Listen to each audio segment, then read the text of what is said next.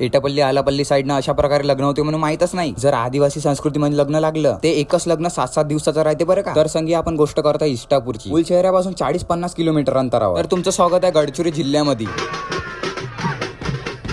गडचिरोली जिल्ह्यामध्ये जायचं म्हणलं तर पहिले चंद्रपूर जिल्ह्यातून निघाला लागेल. चंद्रपूरचा बस स्टॉप पार केल्यानंतर आपण विसापूरचा टोलनाका पार केला. बल्लारच्या बामणी पार करून पोहोचलो आपण राजुरा. इथून भावाले मेवण्याला घेऊन आपण सीधा निघालो बामणी मध्ये काळी पिवळी गाडी पकडली. या गाडीमध्ये आपण आबाजीला आपला मित्र बनवून टाकला. कारण की अर्धा घंटा लागणार होता आपल्याला अक्सापूरला पोहोचायला. गाडीला पाहून तर आपल्याला वाटत होतं का आपण पोहोचन बावून बरोबर.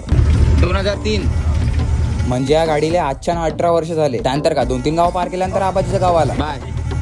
आबाजीला बाय केल्यानंतर पोहोचलो आपण अक्सापूर. इथं पोहोचलो पहिले मित्राच्या घराकडे गेलो. नाही ह्या गोल्याला कोण ओळखता बिलकुल कमेंट मध्ये सांगून द्या. गेल्यानंतर बडावी पाणी पेलो दुपाट टाकीन घेऊन निघालो आपण गाड्याकडे. तर इथं तर पूर्ण गाड्या भरून होत्या. आपल्याला जागा भेटत नव्हती पण आपल्यासाठी एक स्पेशल गाडी केली होती. ह्या गाडी तर लई खतरनाक गाणे वाजवत होते रे बा. इकडे पाहिल्यानंतर बँडवाल्याची गाडी एकदम खतरनाक भरून होती. म्हणजे आपण गडचिरोली जिल्ह्यामध्ये पोहोचल्यानंतर आपण रायडर्स ठोकणार आहोत. आणि हा आपला दूर हो याच्याच बहिणीचं लग्न आहे हे सांगणं विसरून गेलतो आपण. गडचिरोली जिल्हा कधी लागला का लागला काही माहितच नाही पडला. कारण की आपण झोपूनच होतो कुंभकरावानी. पण काही म्हणा इकडले घर होत खतरनाक. मग पोहोचलो आपण मूलशेला. इथं बऱ्यापैकी लस्सी किन पेली. त्यानंतर जाता जाता खाण्यासाठी फोडे घेतले. गाडीत बसल्यानंतर आपण सीधा निघालो इष्टापूर. पण काही म्हणा इकडले रस्त्यालाही खतरनाक आहे. तर चला मित्रांनो भेटू पार्ट 2 मध्ये. तोपर्यंत टाळा.